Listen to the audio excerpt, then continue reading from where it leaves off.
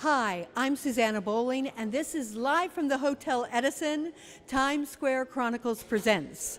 Today I have 4 guests, and they all do multiple things. They write musicals, they write scores, they write lyrics, but they also write books. And right now, I don't know if you know this, but to get a musical to Broadway or to anywhere takes anywhere from 8 to 12 years. So what do you do in the meantime? My first guest is David Spencer, who I have known forever, it seems. He has written a book called The Noveliers. Novelizer. The Novelizer. See, this is why... You got my name right, but not the title. She was worried about the name. Yes, I will. Oh, yes. Okay. Yes, all right. Yes. So my short introduction about the Novelizers is I grew up reading books based on TV shows and novelized movies, and those authors had as much impact on me as the great musical theater writers, and some of them were just incredible writers who had careers of their own. And it used to annoy the hell out of me that people called it hack work, because it wasn't. I've spent my life adapting things for the musical theater, and adaptation is just as much of an art one way or the other. So it celebrates those writers, their history, the craft, and that's what I wrote. Can you tell me about your background in musical theater and what you've done there? I've written a bunch of musicals, such as I did Weird Romance and The Apprenticeship of Diddy Kravitz with Alan Menken, Weird Romance also with Alan Brennert, and I did some shows for Theater Works. I did their unique and original versions of Phantom of the Opera and Les Miserables. I wrote the music and lyrics for those, and the librettist director was Rob Barron. And I wrote a book called The Musical Theater Writer Survival Guide, and I taught at BMI and a bunch of other places. Which is how we met. That's right. That's where you were singing for somebody. So that's my background. That's what I've done. And I will just add that when I realized that 4 of us had all had new books being written, that we'd written and had published at the same time, I emailed everybody and I said, we ought to be talking about this together. So that's why we're all here. My next guest is Alison Hubbard, who wrote The Kelsey Outrage. Alison, tell us about your background in musical theater and then how you wrote a book. Well, I wrote musical theater for 30 years. I had a partner, Kim Oler. He wrote the music and I wrote the lyrics. We wrote many touring musicals for Theater Works USA, and we wrote The Enchanted Cottage, Little Women, and Buddy's Tavern, which were full-length musicals. And we had a lot of productions, publications, and I just got to the point where Kim and I sort of, I guess, took a break, and I happened to pass by a plaque in my hometown of an unsolved murder. And it was a man who was tarred and feathered before being murdered by persons unknown. And I live on Long Island in a very sort of, quiet, beautiful community. And come to find out, this was a highly unusual event in our town. It wasn't the Wild West. This was 1872. It was very calm there. And it was just this group of extremely wealthy people who decided they would take the law into their own hands and tar and feather a man. And it involved a love triangle with a girl. So I spent many years researching this and discovered that it was this incredible story right in my backyard. And I just was passionately devoted to telling this story. My next guest is Stephen Cole, who has written a book that, if you're a musical I can't speak anymore these days, a musical theater nerd like me, then you are going to want to read this book. It is called Mary and Ethel and Mickey Who? Mikey. Oh, Mikey Who. Yes, Mary and Ethel and Mikey Who. That's okay. So Mary and Ethel, we all know that that's Mary Martin and Ethel Merman. And did you want me to tell them about my career a little bit? Okay, yeah. So I've written 14 produced musicals, several of them off Broadway, a couple in London, and one in the Middle East in Qatar, which was written for the Emir of Qatar and 1,000 of his best friends. In the meantime, I'm still writing musicals, but I had this visitation from Ethel Merman and Mary Martin on the beach at Asbury Park, and they said, "Why don't you write a book about us?" I knew Ethel Merman when I was a very small boy. I was good friends with her. And I also knew Mary Martin a little bit too, and we used to correspond when she lived in Palm Springs. So I came up with the thought about Mikey, who is Mikey Marvin Minkus from Brooklyn, New York, who goes to save his dear friend Ethel Merman. He's never met her, but she's his dear friend. He's a super nerd fan. And he goes to find her because she has a brain tumor. He enters her apartment somehow, and he walks into her closet. And as he comes out of the other end of this darkened walk-in closet, he finds he is in the Imperial Theater in 1939, about to see Mary Martin sing My Heart Belongs to Daddy. And from then, he goes through time portals and visits with Ethel and Mary throughout their careers. Yeah, so that's basically what this book is about. And what else can I tell you? we're going to ask different questions, but I have to tell you, when I read that title, because I was so thinking Mickey Rooney, that my brain literally read Mickey. And so you talking about that makes me go, oh, wow. And I'll make you $1 million bet that a lot of people when see that title will think the same thing that I did. So yay for you, because because it makes you think, it makes you go a different way. You know, we think that we're reading things because of where the chronology of what we know is. So my last guest is Douglas J. Cohen, who has written How to Survive a Killer Musical, Agony and Ecstasy on the Road to Broadway. Okay, killer musicals. I love killer musicals. One of my favorites is Ride the Cyclone. So, and right now, Dead Outlaw. That's right. I haven't seen that yet. So tell us about who you are, what else you've done, and how do you survive a killer musical? Well, thank you. Like my colleagues here, I also was in BMI and ASCAP, and also was a veteran of writing TheaterWorks USA musicals. I've written probably about 20, most of them produced. Some of them you might know, The Gig, which was done at Goodspeed and at MTC, and Children's Letters to God, which was off Broadway. And Stephen, thank you. Stephen and I share a collaborator on that, David Evans. I also wrote The Evolution of Man, which was at the Cell Theater with Dan Ellish. And so this is maybe the show that I'm best known for. I hope that one day I will eclipse that, but I don't mind having it as a calling card. It was a show that I first started when I was 25 or 6, and the journey ended when I was a father with a child. Well, that's usually when you're a father, in about 11 years later.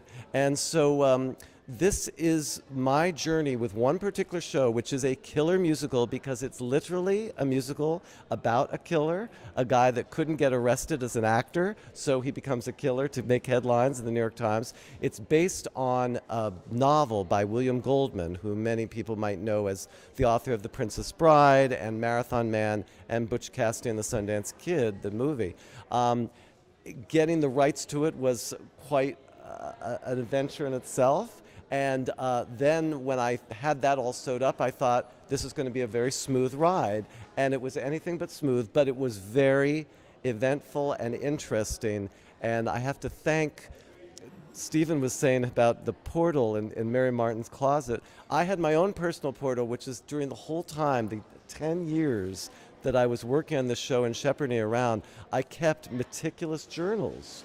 And during the pandemic, I checked these journals and I felt as if I was entering a time capsule. And everything came back vividly in Technicolor. And that's the basis for writing this book. Oh, the show. I'm sorry. Thank you. The show is No Way to Treat a Lady, which was a book by William Goldman, then became a movie starring George Segal, Rod Steiger, and Lee Remick and Eileen Heckert, and then became a musical that has had over 200 productions. And actually, just if I can elaborate on that a little bit, what I think we all have in common, everyone here, besides being really, really talented, skillful writers, like talking to my colleagues, I'm not talking about myself, but I hope that I can keep up with them, is that we also, because we are published authors, but we're also produced writers, we occupy what I think of as the middle ground, which is this group of people that is very much a part of the musical theater scene, who have achieved a lot against all odds, who are craftspeople, who really know how to put together a show, write a song with a beginning, middle, and end, which gives you character and context. And yet, because we haven't had that huge break, we are not necessarily as celebrated. But the work that we do is substantial, and it's worth examining. And when you look at shows that have 200 productions or shows that even have 5 productions, there's a lot that goes into that, and that is attention must be paid. So that's what this is about. I was going to ask where you all met, but I think I know this answer now. TheaterWorks USA, right? So wait. Stephen is the outline. I never, I did write one little one-act for TheaterWorks for one of their shows, and it got cut almost immediately. So I never made a penny. Yeah, so I'm not them. Okay, so living as a writer is a very hard thing, and I know you won the Jonathan Larson Award. No, I won the Kleban Award. The Kleban. Sorry, I'm like, I swear, my brain is like on over. No, because I just saw Stereophonic. All of us won the Kleban. I did not. I was the runner-up. I was the runner-up. I actually found that out, and I was in the top 10 for 10 years. But I have not yet won it. But I did win the Fred Ebb, 2 Richard Rodgers, and a Jonathan Larson grant, which went to a musical Barnstormer, which we talked about. Yes. There is, and somebody else here has won. You have a Roger. You have 2 I won Rogers. 2 Rogers and Fred Ebb, and You won a Fred Ebb? yeah, Wow, that's Yeah. great. and or was it John Kander? No. It was Fred Ebb. Okay. Okay, and then the Kleban. I shared the Kleban, which was thankfully a really large sum of money, and that was really thrilling. I also have a Rogers Award. I remember, like you, I'd been a runner-up for a while, and every year I would get the envelope out of the mailbox and, okay, who won my money this year? and then I opened it up and I said, oh, I won my money. And David and I, in fact, were on the same year for the Kleban. I got for the book of Night of the Hunter, and you were a lyricist. So libretto, I always think, is much harder to win than anything more. Gosh, that's like the toughest thing. I never won a Rogers. I never won a Jerry Herman. Is there a Jerry Herman Award? There should be. But the Kleban kept me in T-shirts for a few years. It was very good. I want to add one thing about the Kleban. David helped me so much, the most generous guy on the planet.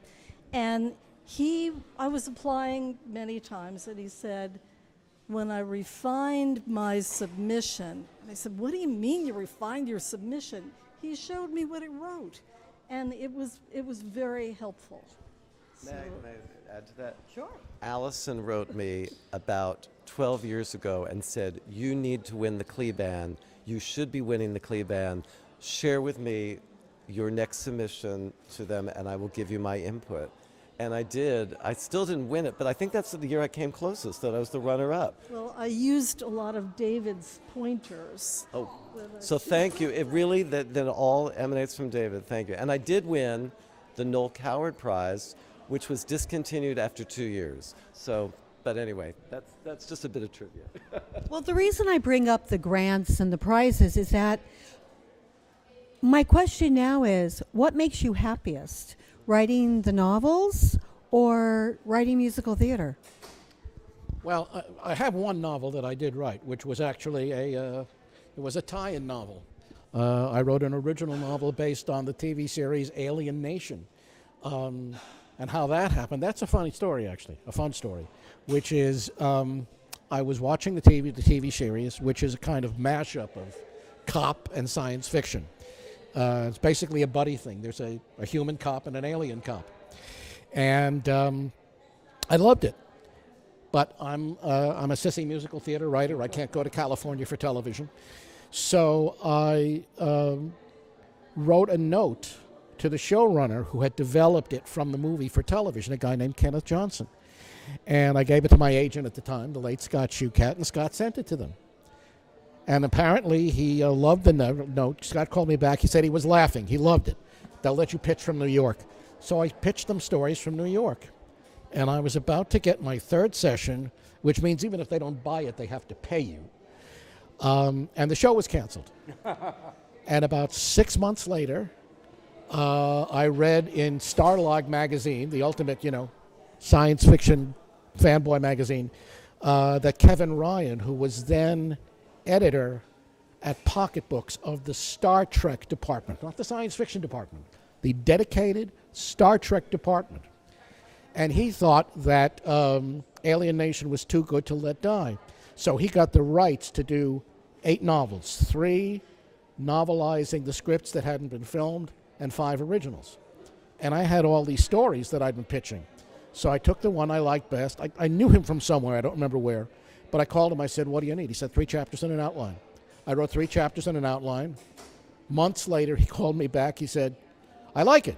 I'm prepared to give you $8,000 in this. And I said, it's okay with me if it's okay with my agent. He goes, Scott Shukat, I forgot you had an agent. We didn't have this conversation.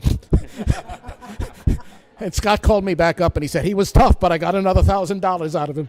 Anyway, and then I wrote that novel. It's called Passing Fancy, Alien Nation number 6, Passing Fancy.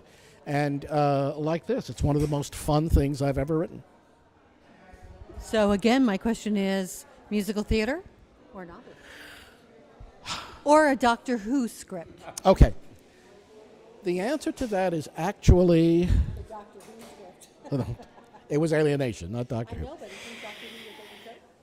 Writing this book was a complete surprise to me because, I wanted to celebrate the writer, so there's interviews and profiles and excerpts, but it's also a history of the genre. And I've been sponging this stuff up since I was a kid.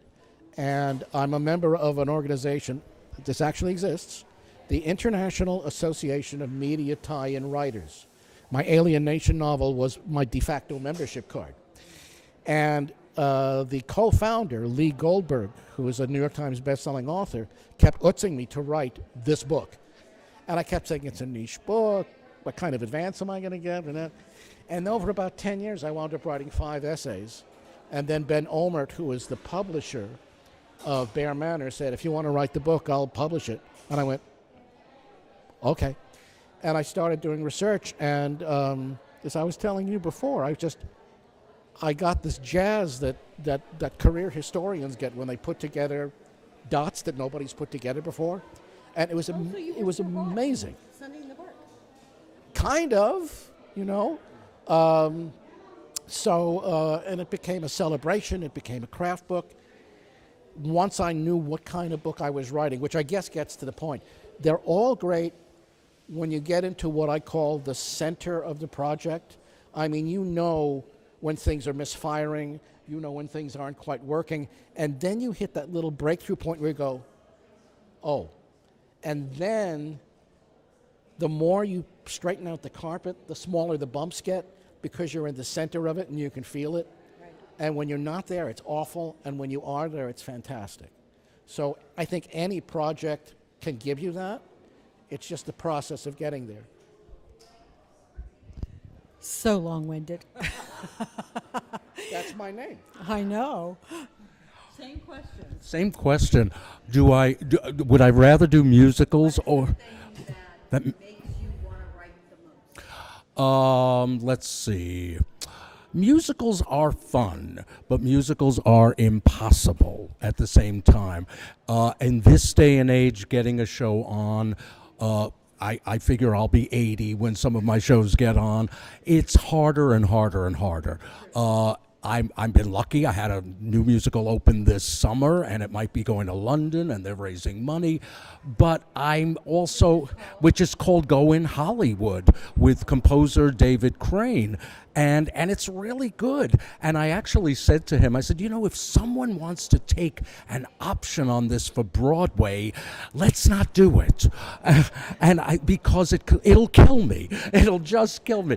Whereas writing this book, I sat down and I wrote it and I rewrote it and I gave it to certain friends to read that helped me and that fixed and that said, change this, do that. It was a lot of fun not to collaborate.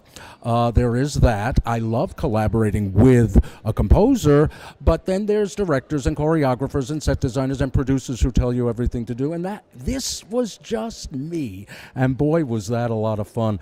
And it's a fantasy. So I have a second novel that I wrote during the pandemic, which I think is so much better than this. It's called 2020, and it takes place during 2020. And I wrote it during 2020, but it's really a murder mystery that took place in the 1980s, a real life murder mystery. But it's not as perhaps saleable as this with those two ladies in it.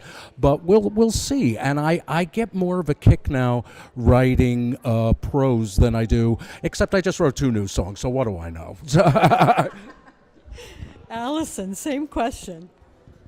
So after writing musical theater for so long and some very bitter experiences, and then my partnership broke up, I just really decided one day I knew what I wanted. I wanted to be inspired, to have this passionate, creative moment in my life. And that is what happened, where I started writing this and it became a life. I went to NYU, I took courses, I went to summer programs, writers' workshops, Bread Loaf and Yale, and I actually started walking the walk of just writing short stories and novels. And I really don't miss musical theater. Sometimes I think about the characters and they're out there, they're still singing their songs and they're still, part of me, but I really don't feel that I will ever go back to that. And just what Stephen said, you can't keep going with this indefinitely. Everybody has a season, you do what you do, and then, some people can continue going on, and I just marvel at Doug and actually you guys.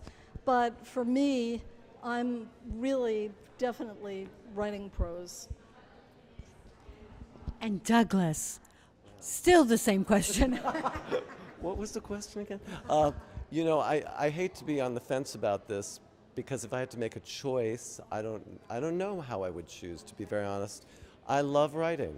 I love getting immersed in a project that I care about. I've been very passionate about musical theater for the last 25 years. I don't regret it, but I do feel something's changed.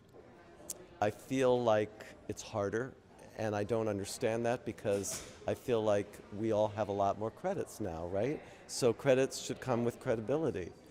And yet, the finances are so ridiculous now,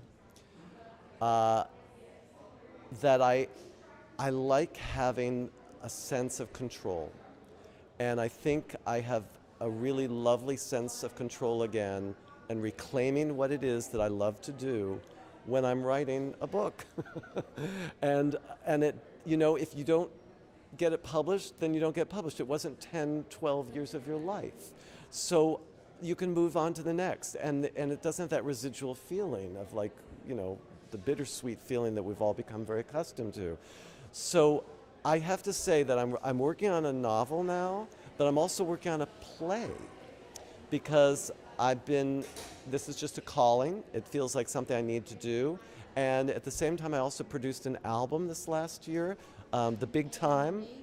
Well, the big time is the album that was produced, that was released on Concord Records with Santina Fontana, Debbie Gravitt, Will Swenson, and Jackie Hoffman, among others. And Douglas Carter Bean is the book writer. And we had worked on this show, and there was the pandemic, and we had done an amazing concert at the McCarter Theater at the end of January 2020. And the soundboard engineer recorded it. And we were all set to play it during the pandemic. And then Playbill said, or Equity said, you can't do that even if the actors have signed off on it, because they didn't know beforehand they were being recorded.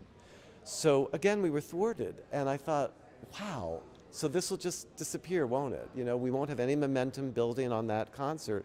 So that's when I decided that I was going to, with August Eric Smoen, the great orchestrator, put together this album. And then Concord loved it and they released it. So let's hope somebody produces it. I don't want to say too much about the other two things that are in gestation because I'm just kind of a little protective of that. You know, it's like if I commit to it out here, then it means that there's a certain expectation. But all I can say is I just hope to continue writing. My father wrote until he was 96 years old. And I understand now why that is our salvation and why writers need to write. Without great material, actors can't act. Without great songs, singers cannot sing. And now you've met the people that write the material that allows people to do what they do. It takes a village to create something, and we forget about those small parts. I would like to thank my amazing videographer, it's also her birthday, Magda Katz. Happy birthday, Magda. I would like to thank Ramel Gopez and the Hotel Edison for hosting this. They are an amazing group of people. If you need a hotel, I recommend this highly. Also, Craig Horsley, who's one of the producers of The Wiz, and that's opening tonight. So he's in a tux with red, with clicking those heels. And I would like to thank all of the audience that came here today. This has been live from the Hotel Edison, Times Square Chronicles presents, and I'm Susanna Bowling. Thank you.